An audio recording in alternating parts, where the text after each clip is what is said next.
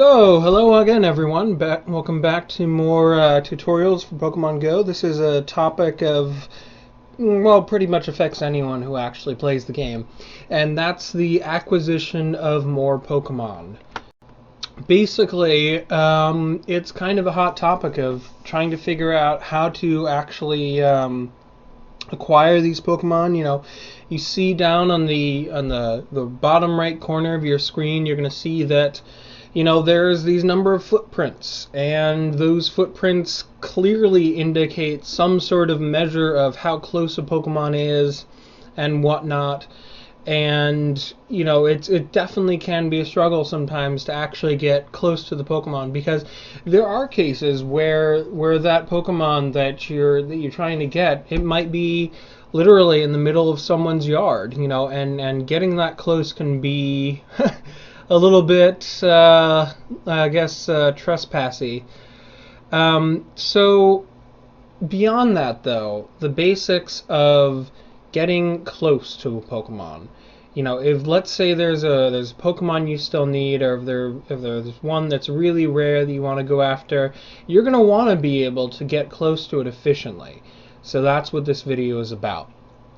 So to start off, there's been two measures that I've seen in terms of what each number of footprints means. I've heard that 3 footprints means 1 kilometer, but I've also heard, and this may be more accurate, that it means more like 300 meters. And then the other one, it's within 100 meters, and the next one, one paw pad means it's like 10 to 20 meters away. So in either case, it's obviously still the case that the number of footprints, the fewer there are, the closer they are to you. And when there's no footprints, you should be able to see them on your map, basically. So beyond that, the tactics of how to get closer. Basically, your pop-up, which looks a little like this, it will show in the Pokemon that are to the leftmost. That is the Pokemon that is closest to you. It basically travels to the right and then scrolls to the next to the next row and whatnot. It's a fairly simple design that should really fit in intuitively for most people. But one thing you can do is, if you know the area and you don't feel like you need the map to navigate as much, you can just pop up the map like this, or the Pokemon nearby chart like this, and see if the direction you're heading gets you closer to the Pokemon you want. And as you can see here, you can also select a specific Pokemon if that's the one you're really looking for. Literally just pull up the menu, tap on it, that'll become the focus. It'll go to this screen where you'll see, hey, I've selected this Nidoran female, I want to track it down. And with that, you have a much more precise view into a specific Pokemon. It can be helpful to deselect it, but really depends on how you're playing with it. So moving on, what is like a really good strategy for getting close? I think a lot of people have tried the basic intuitive method of, oh, I've gotten closer by walking this direction. If I keep walking this direction, maybe I'll get closer. So one of the issues, though, is that you'll probably find often that that's not always as helpful as you think it is. Which brings us to this chart.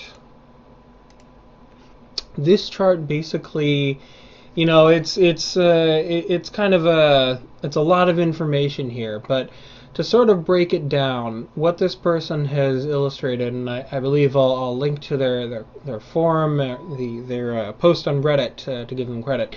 But what this person is basically laying out is, they're laying out a situation where, let's say you are walking along, you see this Pokemon you want, you've walked like 100 meters or something like that, but it's not actually gotten any closer to you. Which means that you're actually kind of walking in parallel to its direction instead of, towards it. So basically, the method that they lay out is to sort of eliminate the directions that it can be. And they have a very, prescriptive method of start at point A, walk to point B.